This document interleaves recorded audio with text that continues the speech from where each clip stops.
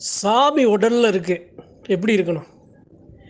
சாமி என் மேலே வர்ற சாமி என் உடம்புல இருக்குன்னு வைங்களேன், நான் எப்படி இருக்கணும்? அதாவதுங்க, சொல்லுவாங்கள்ல, நல்லது நினைக்கிறவனை தானப்பா கஷ்டம் வரும் அப்படிம்பாங்க. அது அந்த கஷ்டம் யாருக்கு வரும்னா, சாமி வர்றவங்களுக்கு வரும். யாரையுமே எதையுமே ஆசைப்படாமல், யாருக்கிட்ட இருந்து எதையும் எதிர்பார்க்காம இருக்கிறது ஒன்று. சாமி உடம்புல இருக்கிறதுனால நல்ல விஷயங்களுக்கு மட்டும் கூட நிற்கும், கெட்ட விஷயங்களுக்கு கூட நிற்காது. அது எப்பேற்பட்ட பிரச்சனையாக இருந்தாலும் கூட நிற்காது. சரிங்க, சாமி உடம்புல இருக்குன்னு வைங்களேன், நீதியான தெய்வம், உண்மையான தெய்வம் உங்கள் உடம்புல நிற்குதுன்னா, நீங்கள் எல்லாத்துக்கும் துணையாக இருப்பீங்க. உங்களுக்கு யாரும் துணையாக இருக்க மாட்டாங்க. புரிகிற மாதிரி சொல்கிறேன். உங்கள் கும்பலில் ஒரு 4 தெய்வம் 5 தெய்வம் இருக்குன்னு வைங்களேன், உங்கள் மேலே சாமி வருது, உங்களுக்கு ஒரு மகிழ்ச்சி. உங்கள் மேலே சாமி வரலாட்டாலும் உங்கள் கூட இருக்கிறவங்களுக்கு சாமி வந்து அந்த மகிழ்ச்சி இருக்குல்ல, அது உங்களுக்கு அதிகமாக இருக்கும். இப்போ நான் இருக்கேன், என் கூட 5-6 பங்காளி இருக்காங்க அப்படின்னா, அந்த 5-6 பங்காளிய மேலே சாமி வர்ற, சாமி அவங்களுக்கு வந்துருச்சேங்கிற அந்த மகிழ்ச்சி, எனக்கு சாமி வந்துச்சு அப்படிங்கிற அந்த மகிழ்ச்சியை விட அதிகமாக இருக்கும். எனக்கு சாமி வரும்போது கூட நான் அப்படி அந்தளவு மகிழ்ச்சியாக இருந்திருக்க மாட்டேன். ஏன்? அந்தளவு தெய்வத்தை விரும்புறதுனால, நேசிக்கிறதுனால. ஒரு எல்லையில் சாமி அழைக்கிறாங்க. அப்போ ஒருத்தர் சாமி அழைக்கிறார். சாமி அழைக்கிறாரு. சாமி ஒரு சாமியெல்லாம் வரமாட்டுது. மண்டியிட்டு கெஞ்சி அழைக்கிறாரு, அப்பையும் வரமாட்டுது. கண்ணீர் விட்டு கதறாரு, அப்பையும் வரமாட்டுது. மன உடைகிறாரு, ரொம்ப வேதனைப்படுறாரு. கண்ணீர் எப்படி சொல்கிறது அப்படின்னா, உளமான இல்லாமல் உடைஞ்சு செதஞ்சு அந்த இடத்துல இன்னியும் அந்த சாமி நமக்கு முகம் பார்க்க மாட்டுதே, நம்மளுடைய தெய்வங்கள் வரமாட்டுதேங்கிற அந்த வேதனையில் ரொம்ப ஒரு மாதிரியான ஒரு கஷ்டமான ஒரு சூழ்நிலைக்கு போகும்போது அந்த சாமி வருது. சாமி வருது, அந்த சாமி ஆடுறாரு. அந்த சாமி வர காரணமாக ஏதாவது ஒரு ஆசைப்பட்டு ஒரு இருக்கிற குற்றம் குறைய மன்னிச்சு கண்ணீர் விட்டு கதறி அந்த சாமி வரணும்னு ஆசைப்பட்டவங்களுக்கு கடைசி வரைக்கும் அந்த இடத்துல என்ன ஆகுதுன்னா, யாருமே துணையாகவே நிற்கலை. தனி ஒருவனா எப்படி சொல்கிறது அப்படின்னா, தனியாகவே இருக்கார். எல்லா சாமி வந்தவங்க மேலெல்லாம் பார்த்து பார்த்து பார்த்து பார்த்து மகிழ்ச்சி அடைஞ்சு அவங்களுக்கு செய்கிறத அழகழகாக சேர்த்து கண்ணழகு பார்க்கணும்னு இருந்த அவரை பற்றி யாருமே சிந்திக்கலை. அதுதான் அவருக்கு கிடைச்ச வெகுமானம், அதுதான் அவருக்கு கிடைச்ச பரிசு. கண்ணீர் விட்டு கதறி, ஆனால் சாமி வந்துருச்சு, தெய்வம் வந்துருச்சு. ஆனால் அந்த தெய்வத்தை சுமந்த சாமி அடிகள் இருக்காங்கல்ல, யாருமே அவர் கூட நிற்கலை அப்படின்னா, அவருடைய உணர்வுகளை, அவர் மேலே வர்ற தெய்வத்தை வலிமைப்படுத்த, அவருக்கு ஊண்டுகோலா, துணையா, ஆறுதலா யாருமே இல்லை. இவருக்கு பல பிரச்சனைகள் வருது. ஏன் அப்படின்னா, அவர் மேலே வர்ற சாமி நீதியான, எல்லா சாமியும் அப்படித்தான், நீதியான சத்தியமான உண்மையான சாமியாக இருக்கிறதுனால மற்றவங்களுக்கு அந்த உடன் சாமியாடிகளுடைய அந்த ஒரு கஷ்டங்களை கூட, அந்த பகைகளை கூட இவர் வாங்கிக்கிறாரு. இவர் வாங்கிட்டு அந்த மற்ற சாமியாடிகளுடைய அவர்களுடைய பாதையை எளிதாக்குறாரு. அப்போ அப்படி செய்கிற அவருக்கு அந்த உடன் பங்காளிகள், அந்த சாமியாடிகள் யாருமே அவருக்கு ஒரு ஆறுதலாக கூட அவர் இல்லை. ஆனால் அவர் இருந்தாலும் அவர் மனசு சங்கடப்படலை. ஏன்? அவருடைய நோக்கம் அதுவல்ல. அவருடைய நோக்கம் அவருடைய குல தெய்வங்களை உணரணும். யார் மேலே வந்தா என்னங்க, என் சாமி இருக்கு, என் தெய்வம் எல்லையில் இருக்கு, நாங்கள் எங்கள் பாட்டேன் முப்பாட்டேன் ஓட்டேன் ஆடின சாமி அந்த எல்லையில் இருக்குங்கிறத தெரிஞ்சால் போதும் அப்படின்னு அவர் நினைக்கிறாரு. அந்த சாமியும் அவர்கிட்ட பேசுது. எப்படி?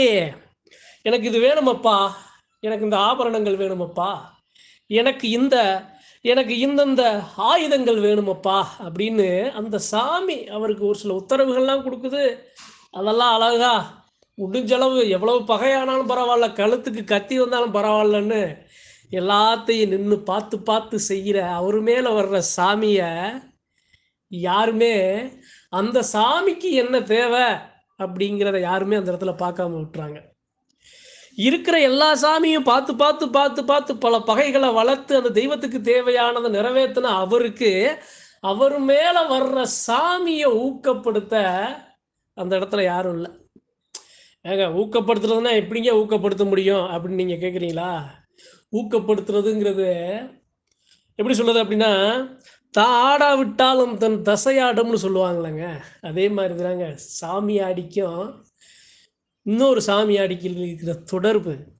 அவர் மேலே ஒரு தெய்வம் வந்துச்சு அப்படின்னா, இவர் மேலே உண்மையான தெய்வம் வந்துச்சு அப்படின்னா, அவர் எவ்வளோ ஒரு பகையாளியாக ஒரு எதிராளியாக இருந்தாலும் சாமின்னு அவர் மேலே வந்த உடனே அவருடைய தசை ஆடணுங்க. அவருக்கு ஒரு பிரச்சனைப்பா, அண்ணனுக்கு பிரச்சனைப்பா, தம்பிக்கு பிரச்சனைப்பா அப்படின்னு அவங்களுக்கு கூட அவங்களுக்காக துடிக்கணும். அவங்க ஊரோட ஆளோட பேரோட சேர்ந்து நாமளும் மண்ணை வாரி அள்ளி இறைக்கிறதுல இல்லைங்க, அந்த மண்ணை வாரி இறைச்சதுல இனியும் மண்ணை வாரி இறைக்காமல் அவங்கள பாதுகாக்கிறதுலாம் இருக்குது. எப்பா 10 பேர் இருக்காங்க, நீ ஒரு ஆள் செய்கிறது தப்பு, 10 பேர் இருக்கோம், நாங்கள் 10 பேர் தான், நாங்கள் செய்கிறது தான் சரி அப்படின்னு மனிதனை குணத்தை எடை போட்டு அவங்க மேலே இருக்கிற தெய்வ சக்திகளை ஒரு சில நேரங்களில் மறந்து அவங்க என்ன பண்ணுறாங்க, அவர் மேலே வர்ற தெய்வத்தை ஊக்கப்படுத்தாமல் விட்டுறாங்க. அப்போ என்ன அது, அவருக்கு ஒரு சில வலிகள் இருந்தாலும் வேதனைகள் இருந்தாலும் அவர் மேலே இருக்கிற அந்த சாமியானது அவரை அவங்க மேலே வர்ற தெய்வத்தை காலத்தையும் நீ கூட நிற்கணுமப்பா, அவங்களுக்கு நல்ல விஷயங்களை நீ சொல்லணும், அவங்களுக்கு அவங்களுடைய பாதையை நீ சரி பண்ணணும் அப்படின்னு அந்த சாமி அவருக்கு சொல்லி கொடுக்குது. அப்போ அப்படி அவருக்கு கிடைச்சது என்ன? அவருக்கு கிடைச்சது வலிகளும் வேதனைகளும்.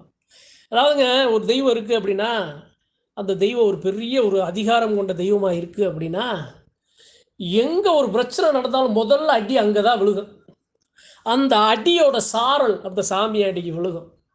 அப்போ அப்போ அப்போ அப்போ என்ன பண்ணணும், ஏப்பா என் தாய்க்கு, என் தகப்பனுக்கு, என் அண்ணனுக்கு ஒரு பெரிய இந்த நேரத்தில் நாம் ஒரு துணையாக பக்கபலமாக நாம் இருக்கணுமப்பான்னு இருக்கணும். அதுதான் சாமியாடிகளோட ஒரு குணம், ஒரு பண்பு.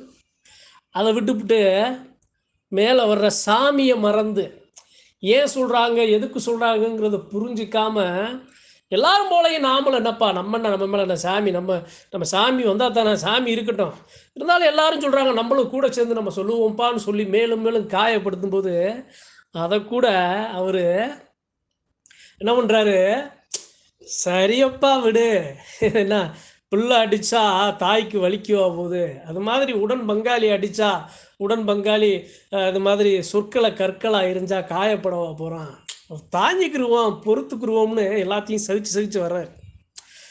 அதாவதுங்க, யாராக இருந்தாலும் இந்த மனித உடல்ல ஒரு ஆசை இருக்குங்க. யாருமே ஒரு சுய லாபம் இல்லாமல் எந்த ஒரு காரியத்தையும் செய்ய மாட்டாங்க. சுய லாபம்ங்கிறது ஒன்று பதவி மோகமாக இருக்கும், இல்லைன்னா அதிகார மோகமாக இருக்கும், அதான் பதவி மோகம். இல்லை அப்படின்னா கௌரவமாக எல்லா மக்கள் முன்னாடி வாழணும், நாம தான் பெருசாக நிற்கணுங்கிற ஒரு ஆசை இருக்கும். இன்னொன்று அந்த சாமி இதே மாதிரி அவருக்கு என்ன ஒரு மோகம் அப்படின்னா, அந்த தெய்வம் இருக்கிற எல்லா தெய்வங்களும் பரிபூரணமாக பேசணும், நம்மளுடைய தெய்வங்கள் எல்லாருக்கும் சரி சமமாக பார்த்து எல்லாத்துக்கும் சம மரியாதை கொடுக்கணும், எல்லா மக்கள் மேலே வர்ற சாமியாடிகளுக்கு தேவையானதை பரிபூர்ணமாக நிவர்த்தி கொடுக்கணுங்கிற அந்த ஒரு ஆசை, அதுதான் அவருடைய சுய லாபமாக அந்த இடத்துல இருக்குது.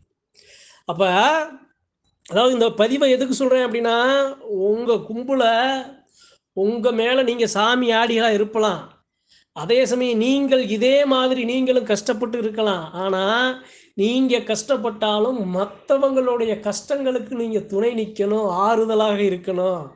சாமியை சுமக்கிற நீங்கள் உங்கள் சாமி என்ன சொல்லுதோ எப்படி செயல்படுத்துதோ அதுபோல தான் நடக்கணுமே தவிர நம்மளுடைய சொந்த விருப்பு வெறுப்புகளை வச்சு நாம் இருந்துடக்கூடாது.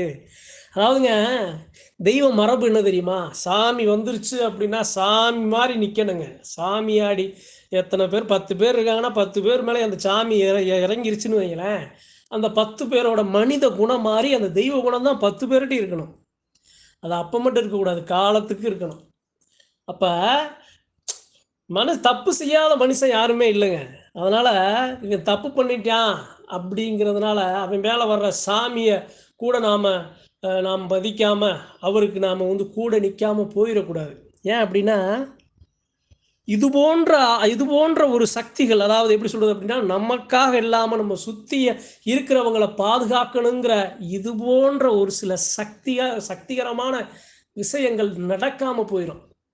அதனால இந்த பதிவின் மூலியமா உங்க உடம்புல சாமி வருதா, நீங்க உங்களை மட்டும் பார்க்காம, உங்களுடைய சுய லாபத்தை மட்டும் பார்க்காம, உங்களுடைய சுய கௌரவம், உங்களுடைய சுய ஆசைகளை மட்டுமே பார்க்காம, உங்கள மாரி மற்ற சாமியாடிகளுடைய உணர்வுகளையும், அவங்களுக்கு என்னென்ன பிரச்சனைகள் அவங்க சந்திப்பாங்க, அவங்க மேலே வர்ற தெய்வத்தின் நிலை என்ன, தெய்வம் எப்பேற்பட்ட தெய்வம், அவங்களுக்கு எப்படி நாம் கூட நிற்கணும், அந்த தெய்வ சக்தியை வலுப்படுத்த நாம் எப்படி கூட நிற்கணும்னு நீங்கள் உடன் தெய்வங்களுக்காக நீங்கள் சிந்திக்கணும்.